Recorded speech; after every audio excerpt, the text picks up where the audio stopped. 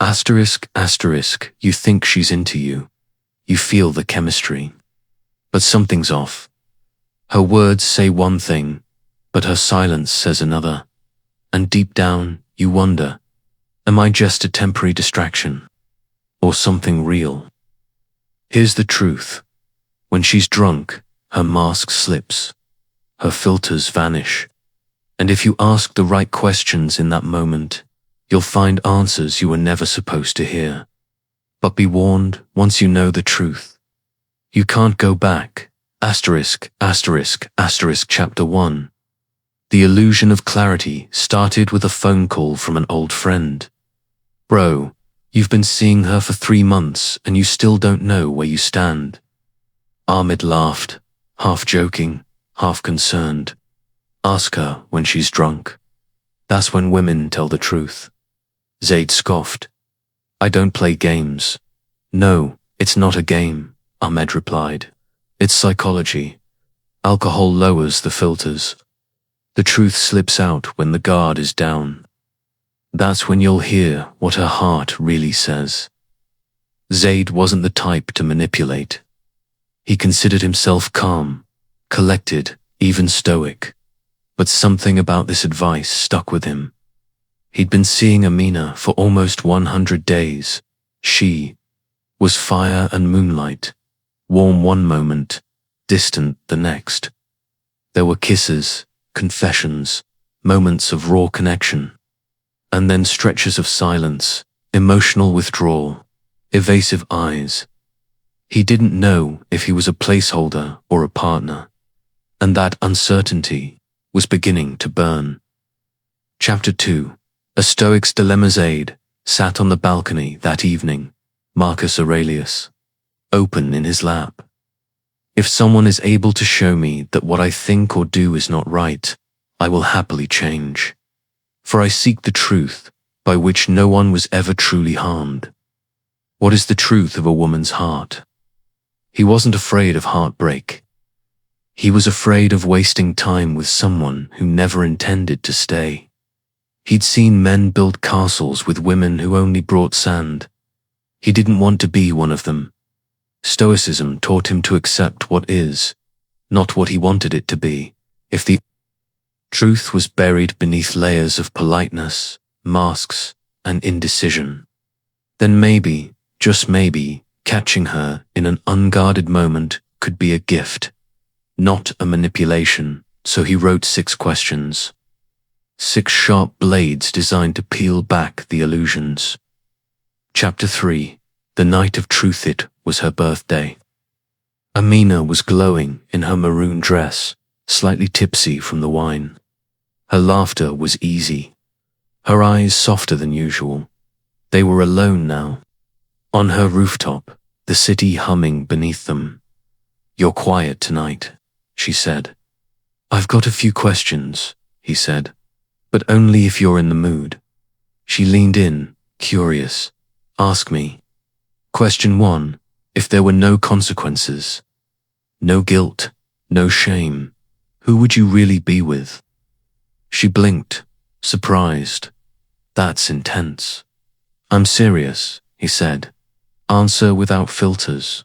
She sipped her wine, then whispered, you. He held her gaze. Then why do you pull away? She didn't answer, not yet. Chapter 4. The weight of her silence. Question 2. Have you ever stayed with someone just because you were afraid to be alone? Amina stared into her glass. Yes, she said softly. More than once. Are you doing that now? Her eyes lifted to meet his. No, that's not what this is. But he wasn't sure if that was truth or kindness. Question 3. Do you talk about me when I'm not around? Or do you hide me? That one made her flinch. She looked away. Sometimes I don't mention you, she confessed.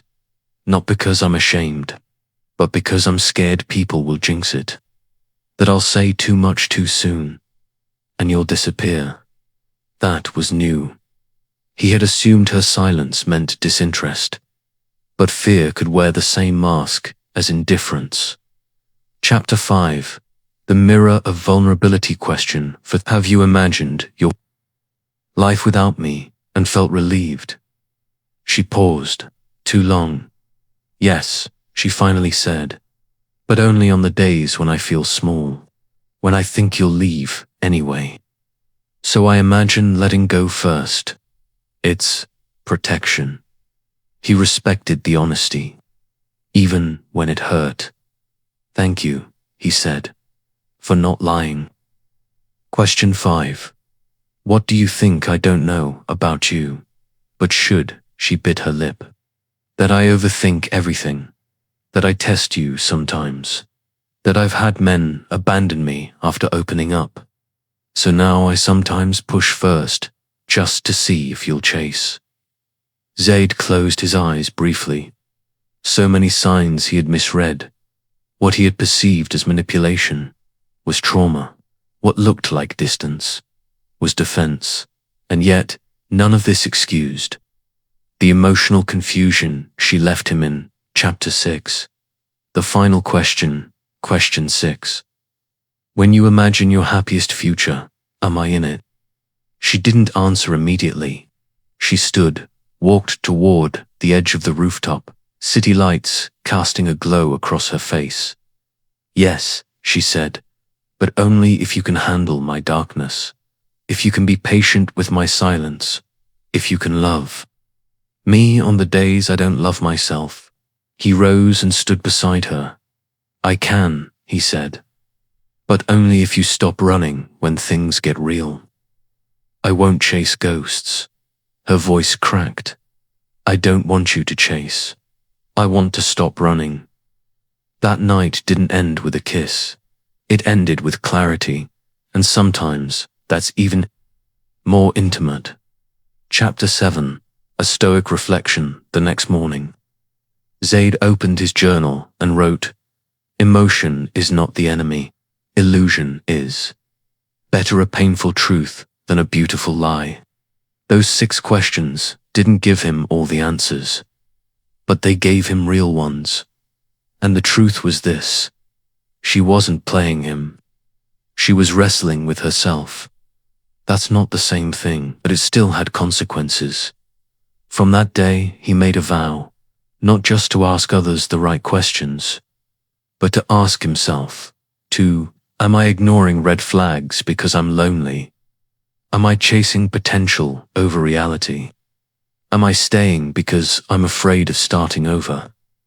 Questions have power, especially when they come from a place of calm, not control. Chapter 8. The philosophy of questions. In a world full of assumptions, few people take the time to ask with presence. But Zaid learned that night what many men never do. When a woman is drunk, her mask may slip. But if she trusts you, she'll reveal things sober. To dock the goal isn't to trap her in a moment of vulnerability. The goal is to create a space where honesty feels safe. You don't need wine to ask bold questions. You need courage. You need detachment from the outcome. You need to be willing to hear what hurts, because the truth doesn't always feel good, but it always sets you free. Final chapter. For the men who seek truths, so here's what Zaid would tell every man watching. Don't ask just to test her. Ask to understand her. Don't fear the truth. Fear wasting your life on people who can't meet you with honesty. If she's hiding, let her hide. But ask, who would you choose if there were no consequences? Are you staying out of fear or love? Do you speak about me with pride or silence? Have you imagined leaving me with relief? What truths are you hiding from me? Am I in your future or just your present?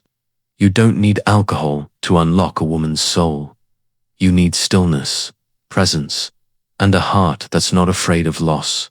Because sometimes, the truth won't give you what you want, but it will give you what you need, and that is the beginning of real love.